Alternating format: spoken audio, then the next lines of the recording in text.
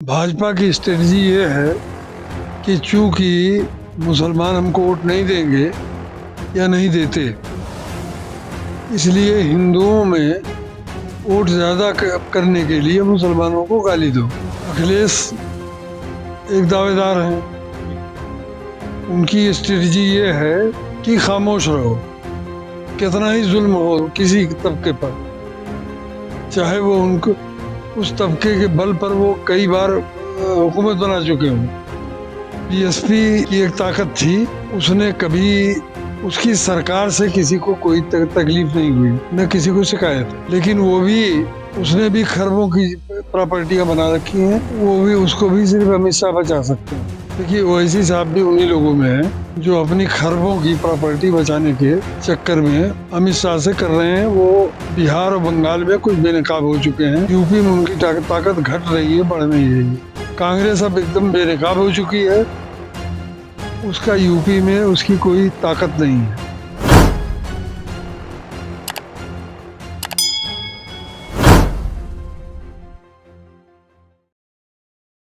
मेरे साथ इस वक्त मौजूद हैं 2 बार के लोकसभा सांसद इलियास आजमी साहब।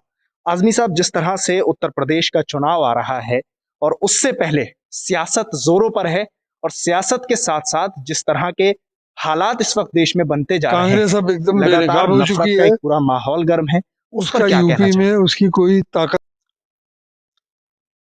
देखिए, जो सियासी पार्टियां हैं दावेदार, सबकी अलग अलग स्ट्रेटजी है। भाजपा की स्ट्रेटजी ये है कि चूंकि मुसलमान हमको वोट नहीं देंगे या नहीं देते, इसलिए हिंदुओं में वोट ज्यादा करने के लिए मुसलमानों को गाली दो। अखिलेश एक दावेदार हैं, उनकी स्ट्रेटजी ये है कि खामोश रहो, कितना ही जुल्म हो किसी तबके पर, चाहे वो उनको उस तबके के बल पर वो कई बार हुकूमत बना चुके हों। लेकिन कितना ही जुल्म हो, खामोश रहो, अपनी प्रॉपर्टी बचाओ।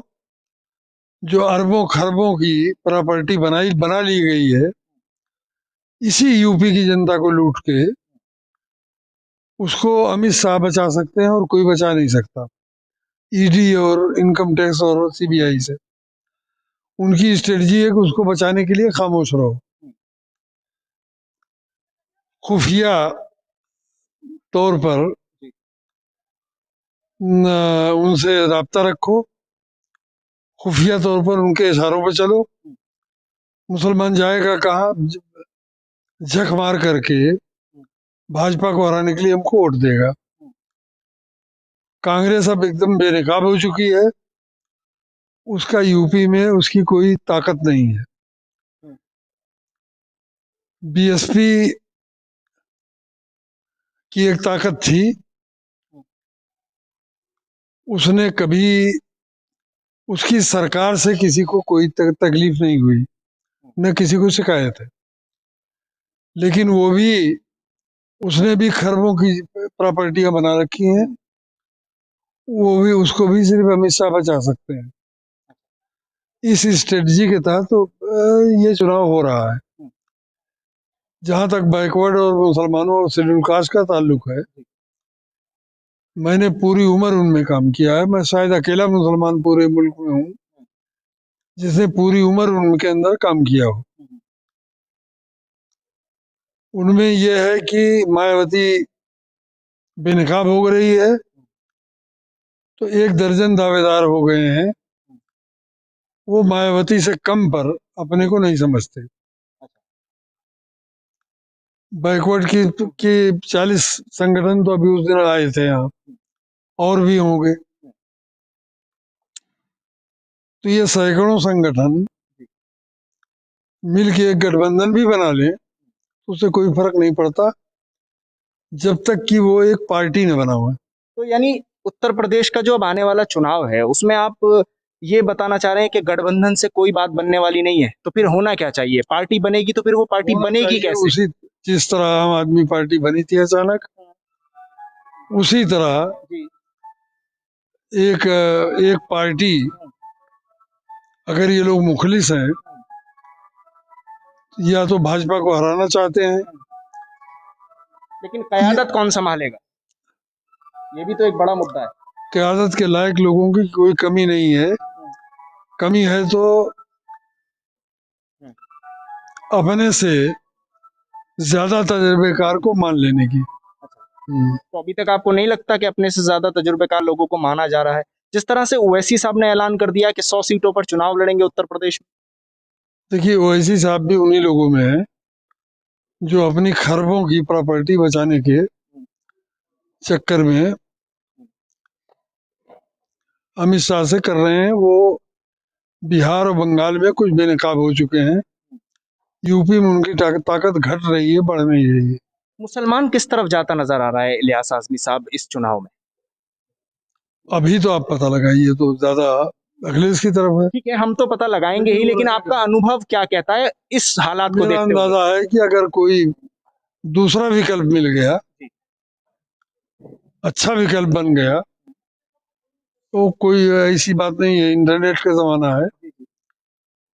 2 महीने में विकल्प बन गया था दिल्ली में, अभी 6 महीना है। अगर कोई विकल्प बन गया तो मुसलमान 90% उधर जाएगा। अगर सपा का साथ नहीं देगा ना, अगर विकल्प न बना तो सपा बसपा में बटेगा। अच्छा, तो क्या अगर ओवैसी साहब जिस तरह कह रहे हैं 100 सीटों पर चुनाव लड़ूंगा, तो कोई वोट वो ले पाएंगे मुसलमानों का अपनी तरफ खींच? उनके पास है यूपी में। नहीं लगता आपको? मुझको नहीं लगता। 100 आदमी भी नहीं है ना।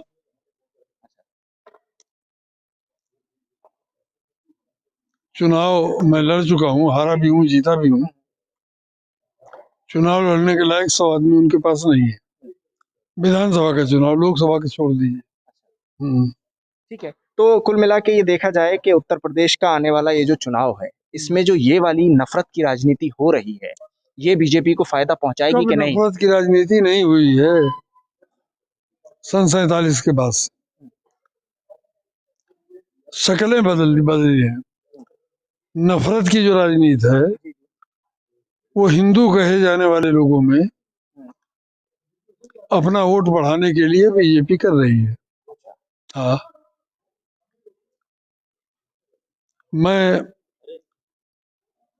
ज्यादातर लोगों को जानता हूँ जो राजनीति में ऊपर है। मैं हर मुसलमान से और हर हिंदू से सवाल करता हूँ कि क्या मनोहर पारिकर, सुषमा स्वराज, राजनाथ सिंह को भी जोड़ लीजिए, सुरेश प्रभु को जोड़ लीजिए, क्या इन लोगों से ज्यादा सेकुलर हिंदू उनको कोई और मिला है? जबकि सब बीजेपी और शिवसेना में है। अच्छा, एक क्या उद्धव ठाकुर, क्या शिवसेना को मुसलमान बीजेपी से ज्यादा बुरा नहीं मानता था? बिल्कुल। आज वो महाराष्ट्र का मुसलमान शिवसेना को वोट देने के लिए तैयार है।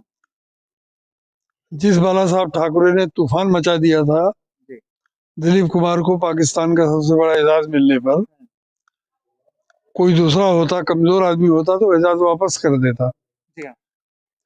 उसी बाला साहब ठाकरे का लड़का उनके जनाजे में शुरू से आखिर तक शरीक रहा और सरकारी एजाज के साथ उनको उनकी तदफीन हुई।